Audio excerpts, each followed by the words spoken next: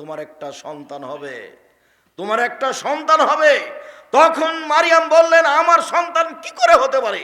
লামিয়াম শাস্ত্রী বাসারুন আলাম আকুবা কিয়ে, আমার বিবাহ হয়নি, আমি ব্যভিচারিণী নই, আমার সন্তান কি করে হতে পারে? আমার বিবাহ হয়নি, আমি ব্যভিচারিণী নই, আমার সন্তান কি করে হতে পারে? তখন জিবরাইল বললেন, তোমার প্রতিপালক বলে ওয়ালাই হাইয়েন, আর এই কাজ আমার জন্য সহজ।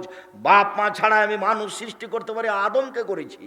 মা ছাড়া মানুষ তৈরি করতে পারি না, বাপ ছাড়া মানুষ তৈরি করতে পারি না।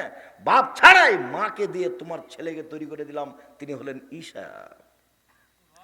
যেদিন ঈসা আলাইহিস সালাম জন্ম নিলেন, এবার তখন হাহুতাশ করে উঠলেন মারিয়াম, আহারে আমি জাতিকে কি দিয়ে বুঝাবো? জাতি তো আমাকে বলবে, ও কার সাথে জেনা করেছো, ছি ছি ছি, তুমি বাইতুল মুকাদ্দাসে থাকো, তুমি মসজিদ ঝাড়ু দাও, তুমি আমার জেনা করে সন্তান নিয়ে